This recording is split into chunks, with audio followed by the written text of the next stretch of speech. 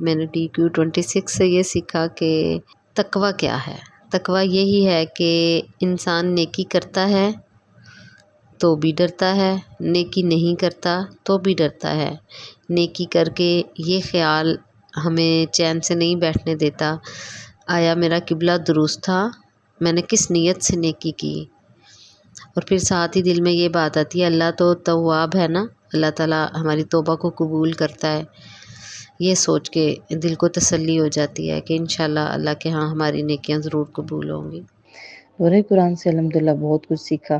سب سے پہلی چیز تو یہ کہ رب کی معرفت، کہ رب کی معرفت جو ہوئی ہے الحمدللہ اس سے مجھے بہت فرق پڑا۔ میں اللہ تعالیٰ سے مانگتی ہوں الحمدللہ، لیکن وہی بات ہے نا کہ کچھ چیزوں میں انسان کہتے ہیں کہ بس اللہ تعالیٰ آپ جانتے ہیں تو آپ ہر چیز کر دیں گے، تو اللہ تعالیٰ کا احسانات اور جو استاذہ نے جس طریقے سے اللہ تعالیٰ کو ایکسپلین کیا اور ان کی محبت جو دل میں گاڑی ہے، تو اللہ کرے کہ اب تو بس ایک ہی چیز ہوتی ہے جو وہ دعا بھی ہے نا کہ اللہ اپنی محبت اور اپنے نبی کی محبت اور ہر اس چیز کی محبت ہے جو اللہ کے قریب کرے، اللہ کا قرب نصیب ہو جائے۔ تو الحمدللہ اس دورہ قرآن سے نا مجھے مزید اللہ کا قرب ملا اور اپنے علم کی کمی کہ مزید مجھے ان راستوں میں اپنے علم کو اور بڑھانا ہے انشاءاللہ۔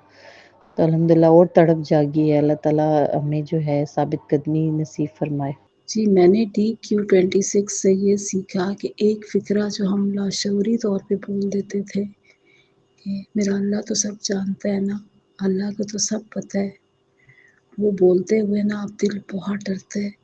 مطلب وہ چیز کہ پہلے جب ہم بولتے تھے تو شاید اس کو ہم سمجھ نہیں رہے ہوتے تھے، اور اب جب اسماء الحسنیٰ کے ساتھ یہ DQ کی ہے دورہ قرآن ہوا ہے، اس میں جو سمجھ آئی ہے نا کہ اللہ مجھے کیسے جانتا ہے، مجھے کتنی اندر کی میری تہوں سے واقف ہے، جو ایک چیز میں سوچ رہی ہوں میرا رب اس کو کس حد تک جانتا ہے۔